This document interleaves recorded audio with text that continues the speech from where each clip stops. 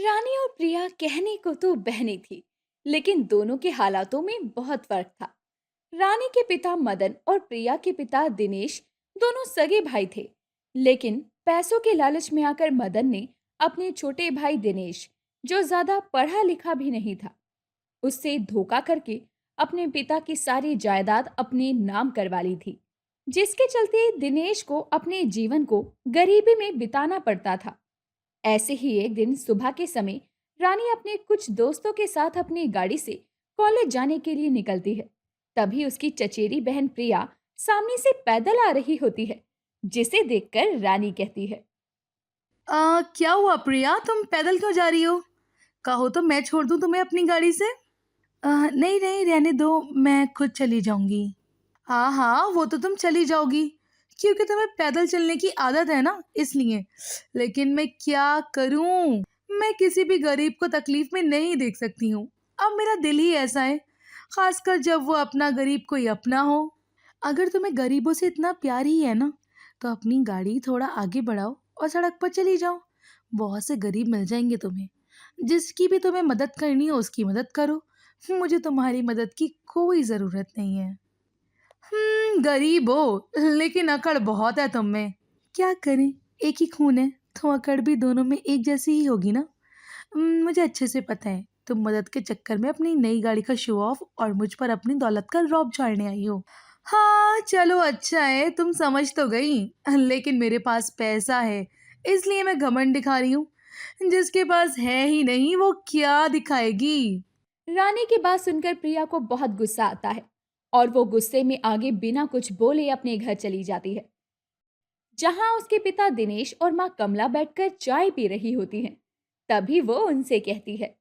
माँ, मुझे एक बात समझ नहीं आती कि जब पिताजी और ताऊजी सगे भाई हैं, तो वो इतने अमीर और हम इतने गरीब क्यों हैं? क्या हुआ मेरी बेटी को? किसने उसका मूड खराब कर दिया? अरे बेटी, आज तू ऐसे सवाल क्यों कर रही है? क्या हुआ? किसी ने कुछ कहा है क्या बाहर? किसी ने कुछ कहा है क्या तुझसे? माँ, कहना क्या है, सब कुछ साफ साफ दिखाई देता है। रानी दीदी के पास कॉलेज जाने के लिए इतनी बड़ी गाड़ी है और मेरे पास एक साइकिल तक नहीं है। बेटा, तेरे ताऊ जी का बिजनेस है और तेरा पिता एक ड्राइवर है। दोनों में बहुत फर्क है। वही तो मैं जानना चाहती हूँ, ऐसा क्यों? जब देखो रानी दीदी मुझे हर चीज में अपने अमीर होने पर और मेरे गरीब होने पर रौब झाड़ती रहती हैं बस। कोई नहीं बेटी, वो मेरे बड़े भाई की लड़की है और तेरी बहन है। जाने दे। अगर हम भी उनकी तरह हो जाएंगे तो उनमें और हम में क्या फर्क रह जाएगा? अरे लेकिन उसको भी ऐसा नहीं करना चाहिए ना। उन्हें भी सोचना चाहिए कि हम भी उनके परिवार में से हैं। हम मैं तुम लोगों को क्या बताऊं कि जो इंसान अपने सगे भाई को धोखा दे सकता है वो अपने बच्चों को भी वैसा ही संस्कार देगा जैसे खुद होगा। पिताजी, अब आप कहाँ खो गए? कुछ नहीं बेटी, ठीक है, मुझे कुछ काम है, मैं थोड़ी देर में आता हूँ। दिनेश इतना कहकर वहां से चला जाता है। ऐसे ही कुछ समय बीतता है और समय के साथ रानी और प्रिया की शादी तय हो जाती है।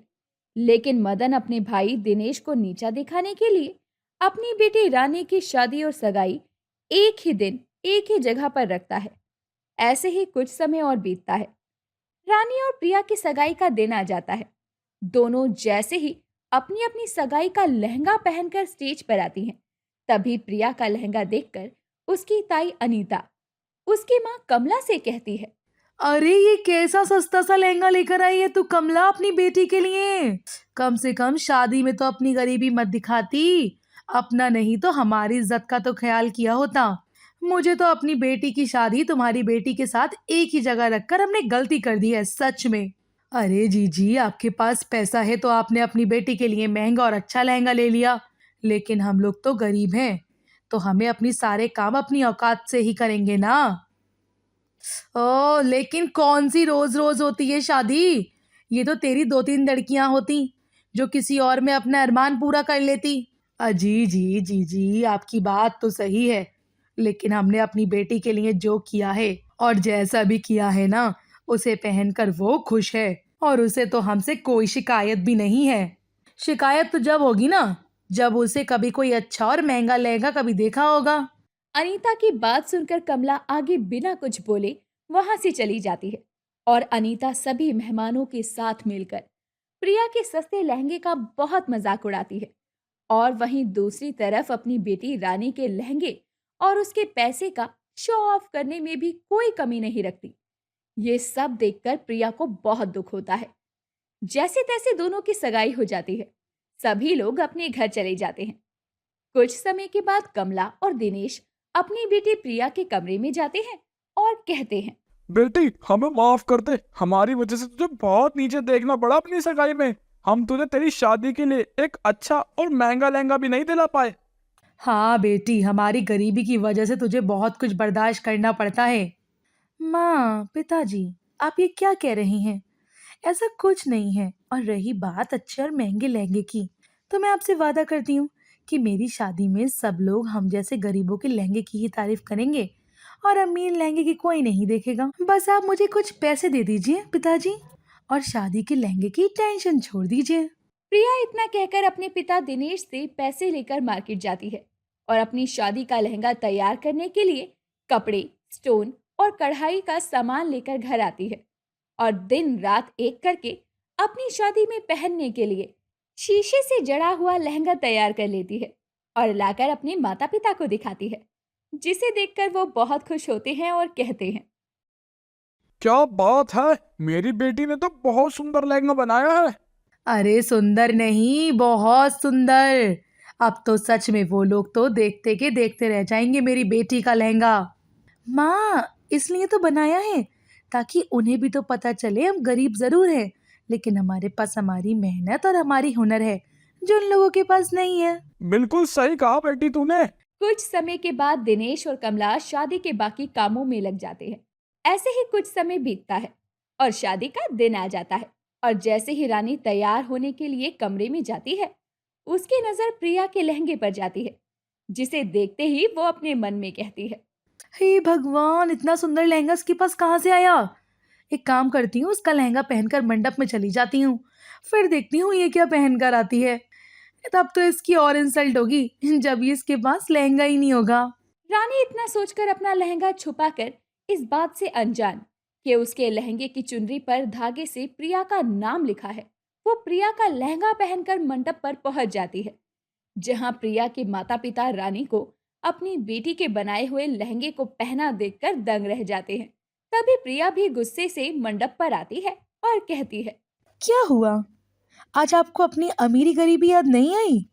और रानी, जो तुम मेरा लहंगा पहनकर यहाँ आ गई हो, तुम्हारी इतनी औकात है कि इतना महंगा लहंगा पहनने की? ये मेरा लहंगा है। कम से कम शादी के मंडप में खड़ी होकर तो झूठ मत बोलो। तुम्हारे पास कोई सबूत हो ना हो कि ये लहंगा तुम्हारा है, लेकिन मेरे पास है। प्लीज, मुझे कोई सबूत की जरूरत नहीं है, मुझे पता है ये लहंगा मेरा ही है। ठीक है, अगर ये बात है तो उसकी चुनरी पर मेरा नाम क्यों लिखा है? देखो। प्रिया के कहने पर जैसे ही रानी चुनरी सर से हटाकर चेक करती है, तो उस पर प्रिया का नाम देखकर उसे अपनी हरकत पर शर्म आ जाती है, जिस पर वहां खड़े सभी लोग उस पर जोर जोर से हंसने लगते हैं। देखो रानी, जिस अमीरी के बलबूते पर तुम लोगों के सामने मेरी गरीबी का मजाक बनाना चाहती थी ना, आज खुद लोग तुम्हारा वही लोग मजाक बना रहे हैं। तुम मेरे बनाए हुए लहंगे की तारीफ कर रहे हैं। आज तक आप लोगों ने कभी हमें फैमिली नहीं समझा। इतनी नफरत है आप लोगों में हमें और हमारी गरीबी से। प्रिया, मुझे माफ कर दो, मुझसे गलती हो गई। मैं अपने पूरे परिवार की तरफ से भी तुमसे माफी मांगती हूँ। हमने पैसे के आगे परिवार नहीं देखा। मैं अभी तुम्हें तुम्हारा लहंगा वापस कर देती हूँ। रहने दो, कोई ज़रूरत नहीं है। हम गरीब ज़रूर हैं, लेकिन दिल के छोटे नहीं हैं। तुम बहन हो और मुझे पता था तुम ऐसा कोई ज़रूर करोगी, इसलिए मैंने एक जैसे 2 लहंगे बनाए थे। प्रिया इतना कहकर वहां से चली जाती है और थोड़ी देर बाद अपना बनाया हुआ दूसरा लहंगा पहनकर मंडप पर आ जाती है, जिसके बाद दोनों अमीर गरीब बहनों की शादी एक जैसा लहंगा पहनकर हो जाती है।